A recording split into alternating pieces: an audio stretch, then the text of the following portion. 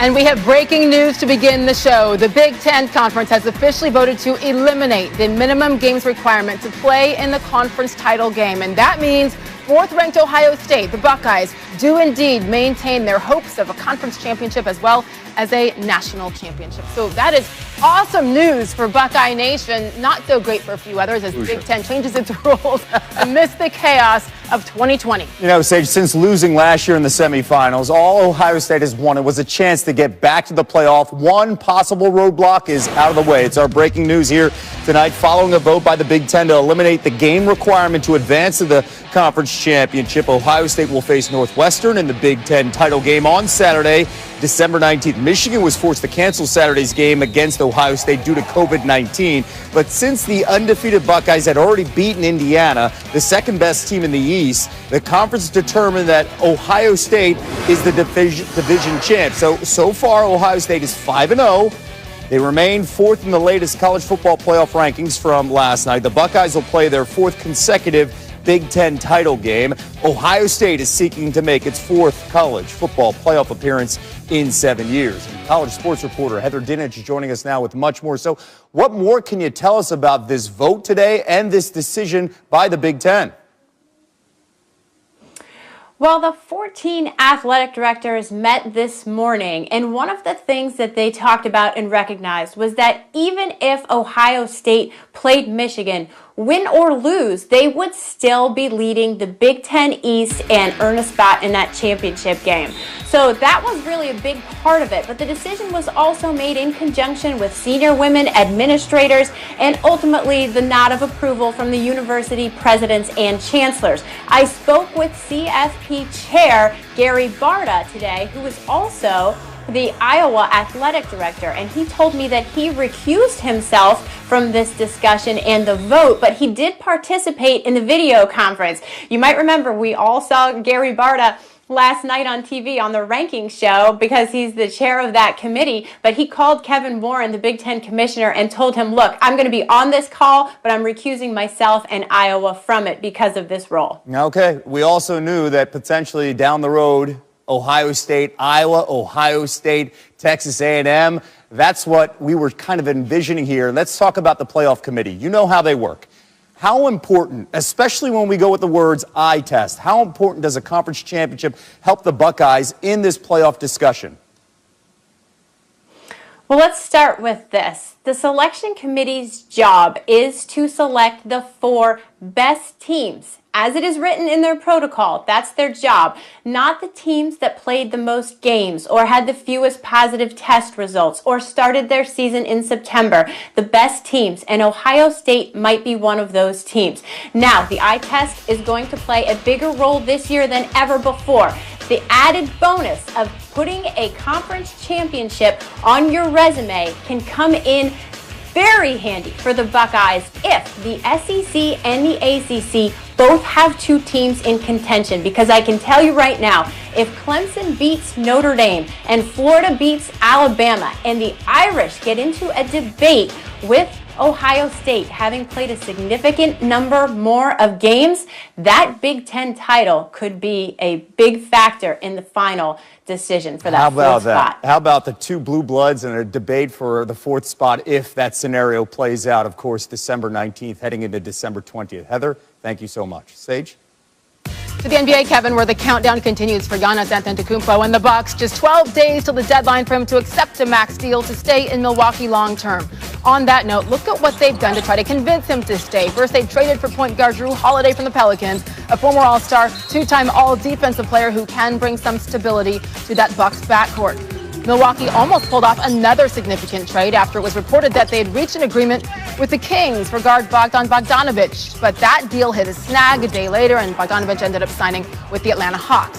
The Bucks weren't done, though. They signed some veteran players to add depth, such as DJ Augustin, Bryn Forbes, and Bobby Portis. But the question remains, will this be enough to keep Giannis in Milwaukee? Let's go through the Supermax again. This offer from the Bucks is for 5 years, almost $230 million. That's a 1-year, difference of almost $85 million for that extra year compared to what he could get if he ended up going to another team by trade or free agency next summer.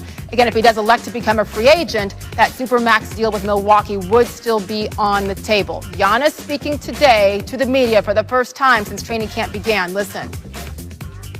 Obviously, it's a big decision, as I said earlier, but I just try to focus on what I can do. This is not in my hands. The discussion is between my agent, John Horst, the Bucks ownership, and they're taking care of that.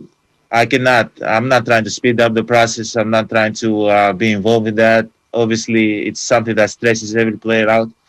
And as you said, this is on my mind, but it's not on my mind. I try to put it out of my mind.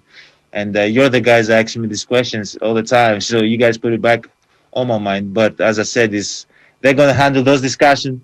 I'm going to handle what I got to do on the court, and everything's going to be good. How do you categorize these last 2 years, and do you look at this season as like a championship or bust situation for you guys? Obviously, everybody wants to win a championship. I'm not playing not to win a championship.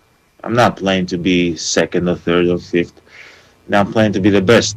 Last year, we wasn't ourselves. What we showed in the bubble wasn't ourselves, and we wasn't even close to what we can do. Going into the season, our main focus, obviously, is the championship. But before even that, we got to get better.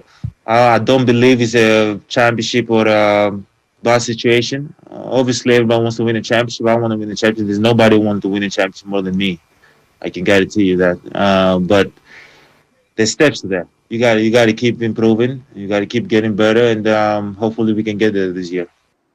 Let's bring in our Malika Andrews for more on Giannis and his big decision. Malika, as you watched him field those questions about his contract, what stood out to you? Well, remember, Sage, he has never been in this scenario before. To field questions about his future in this way is something that is foreign to Giannis. But what stood out to me is that he continues to talk about and go back to the same key principles that have guided him over the course of his career thus far.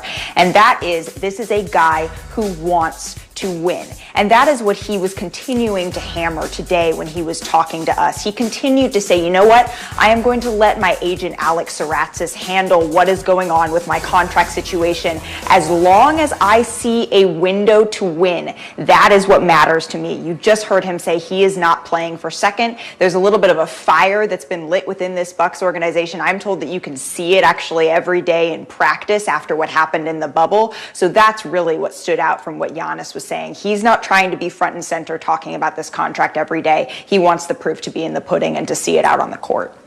His birthday was Sunday, and the fact that his teammates gave him pens as a birthday gift, I think, is brilliant. So that's the question, and he's not going to tell us the answer, but you've been around him for a long time, Malika. You know him quite well.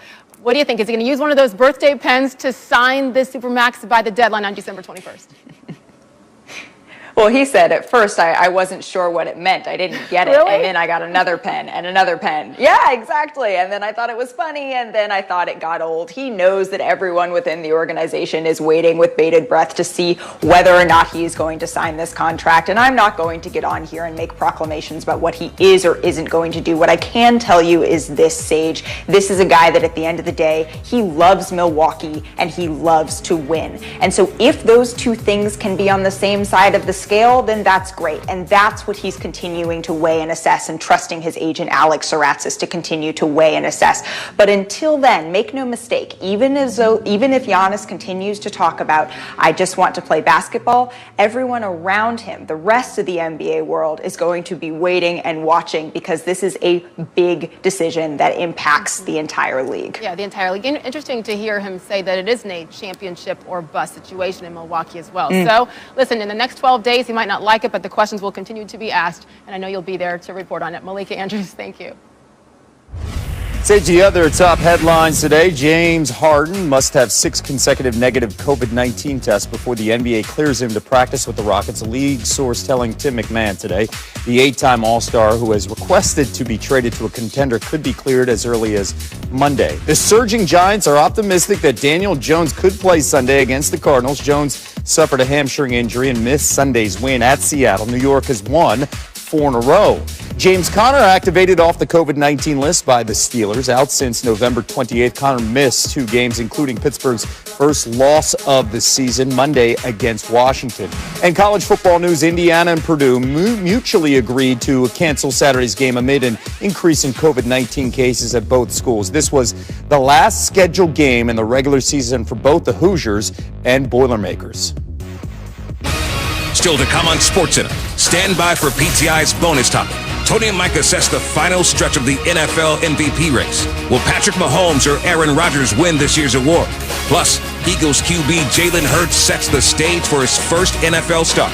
Hear how the rookie is approaching Sunday's matchup with the first-place Saints after replacing Carson Wentz. And Coach K expresses his concerns for the state of college basketball. Jay Billis reacts to the powerful words from the legendary coach on the decision to power through the season.